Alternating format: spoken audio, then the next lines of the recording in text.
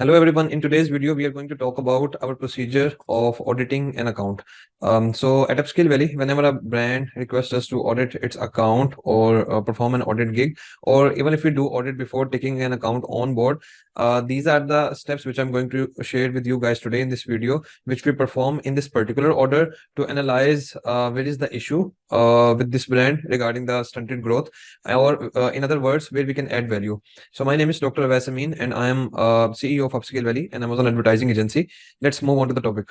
So the first step is checking out the market depth of the product, because if there's no depth, if no one is making revenue, then it's really hard for you to make money on Amazon platform. Definitely you can make money, but the route is going to be demand creation, for which it is suggested to use social media platforms, influencers, such kind of things to create the demand.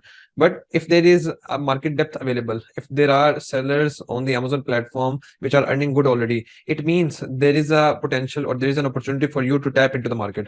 So it's much easy to tap into a competitive market where everyone is making money, and make some ways to make money for your brand, rather than tapping into a market or jumping into a market in which there is no demand, no market depth, no one is making money. In that case, you need to create the demand. In that case, you need to bring the traffic. And that is not the reason why we jump onto the Amazon platform. So the charm of Amazon as a marketplace is Amazon does have the traffic and we capitalize that traffic. If you are going to launch a product or a brand or a niche of which Amazon does not have the traffic or does not carry the traffic, so it's no use if you're bringing your own traffic onto the Amazon platform. So the first step is checking out the market depth. Let me share the screen here. So here it is. Let's say I have picked up a random keyword, balloon blower machine, and a simple way to check out the market depth is checking out this section, total revenue.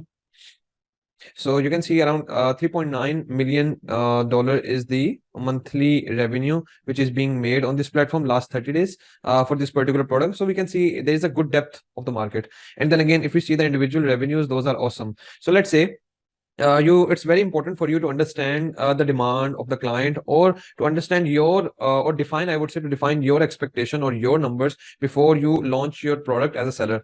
Let's say you have aim of earning around, let's say, $10,000. Now we know that a realistic expectation is to expect a net profit somewhere between I would say 10 to 20%, ideally 15%, but if I define a range, 10 to 20%. So you need to make somewhere between $70,000-$80,000, or you need to select a market which should have this much depth for individual sellers, for a good number of sellers, like let's say 10, 12, 15 sellers. So you can expect that yes, there is enough demand, there is enough depth in the market, so I can kind of match these numbers and make such profit for myself.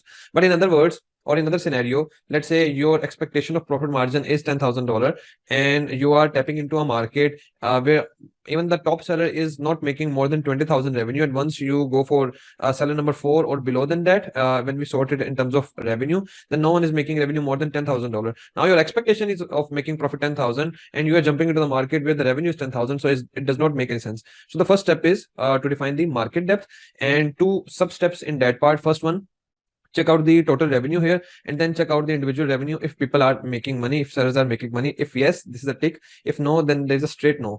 You don't need to check out the PPC issues, you don't need to check out the conversion issues. You first need to define here that the market depth is not sufficient for you to fulfill your goals. So either you can maybe jump into any sister subcategory, or maybe club two products together of two different subcategories, etc, etc. There are ways to talk about that, but still this is the first step in our order of hierarchy. So the second step of audit is to check out if the product is market fit or not. So many advertising agencies or many Amazon service agencies don't cater this part. So they are more like, if there is any issue with your product, it's your headache to fix that. All we can do is optimize your conversion, or maybe sometimes they don't even bother to play with the conversion part, or try to give any suggestion to improve the conversion part. And all the focus is to run PPC at the best possible way. So in my opinion, it's very essential to check out if your product is market fit or not before you start spending crazy on the PPC, because now this is you can say a seller's perspective, because your product should be market fit.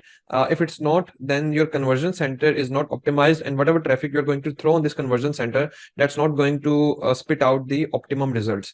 So what sub points we check when we see if the product is market fit or not? First thing, your design selection. What is your design? Does this design have good market depth? Because let's say If we talk about lemon squeezer, so there are three lemon squeezers. The lemon squeezer made of wood, made of steel, and then made of plastic. Now we see that, let's say if the market depth is 1 million, around 60-70% is being captured by the plastic lemon squeezer, and then around 20% is being captured by the wooden lemon squeezer, and you are selling the steel one, which only has 10% of the whole market. Now it means 10% of $1 million is $100,000, and out of that $100,000, you see 2-3 players which are earning or dominating into that sub niche of the steel material, and one is making maybe 70,000, other is making maybe 25-30,000. So it's really hard for you to penetrate into the market. It's going to be a tough time. You need to have a clear expectation, and you need to have a good number crunching in this scenario, that yes, this is going to be a tough scenario, so it may require more effort, more investment, more budget, and then you need to calculate if this effort makes worth for the investment or for the ROI which we are expecting after doing all the effort as the outcome. So this is something which we need to check out. So the first thing is your design and the depth of that design, and second thing is your price point. How good is your offer? Are you offering the same thing which all other competitors are offering in maybe $50, and you're offering the same stuff in $80 or maybe $70? Or maybe your product design is innovative, or maybe it's new, it's different, but it's not desired, because many sellers or you can say many consumers are not clicking enough on it.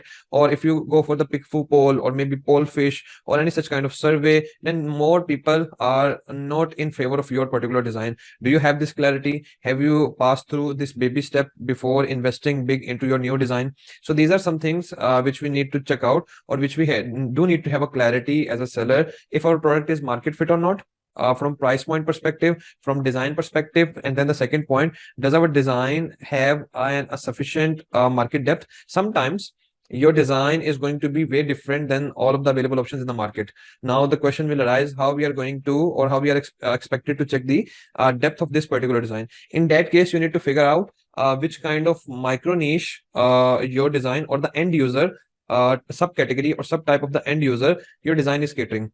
So sometimes what's the scenario? People buy stress ball. So if people are buying squishy stress ball, that's catering more of the target users, which are kids. If it is simple stress ball with some logo on it, so it's catering the target user, maybe from some of the office workers which do get stressed and they use that. And if the stress ball is made of any animal toy or anything, so it's more for kids like, less than 8 years or maybe less than 7 years. So you need to define that even if your design is new or different and it's not available on Amazon platform, first thing, the end user which this design is referring to, or which this design is meant for, the end user should have a good depth.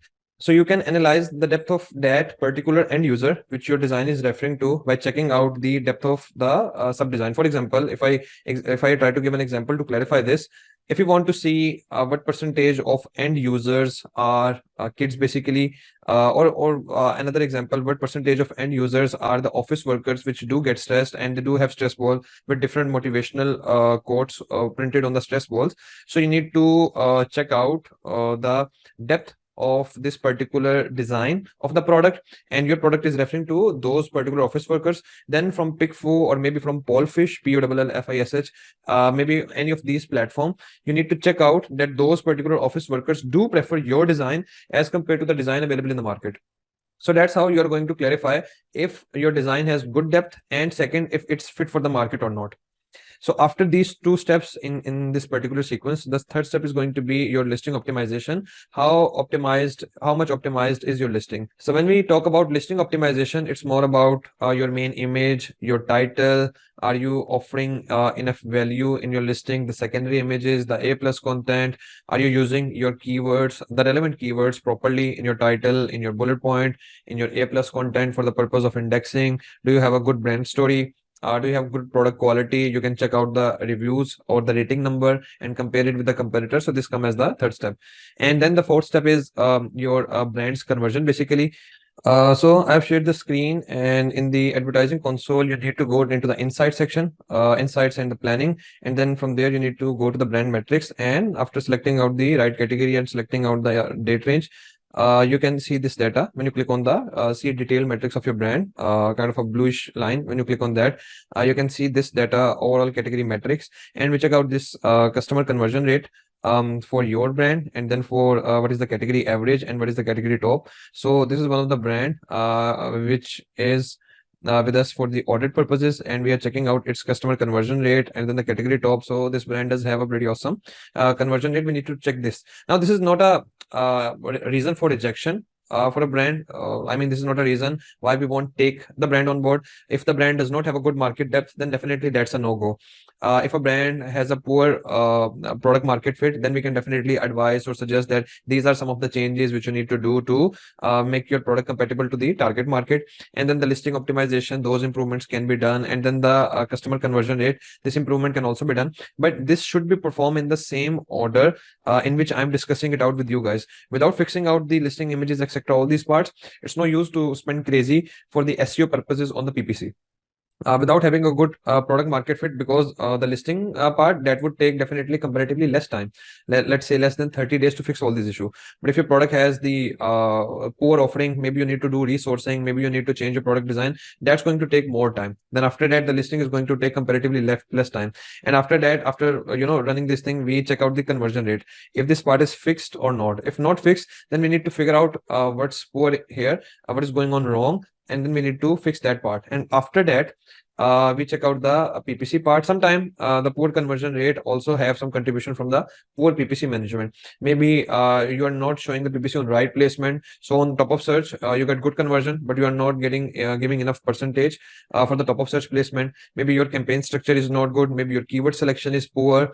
Maybe the way you have identified your keywords or the way you have indexed that, that's not appropriate. That's not a proper way. So there can be some different issues in your PPC part which you need to fix that. But these are the 5 things in this particular order which we check out when we do audit of a brand to figure out where the issue is and to fix that issue to bring the maximum result out of it. So that's all from now. If you want to get your brand audit from Upscale Valley, you can check out the link below in the description. Do like the video and share the video, subscribe the channel, and see you soon with the next one. Till then, goodbye.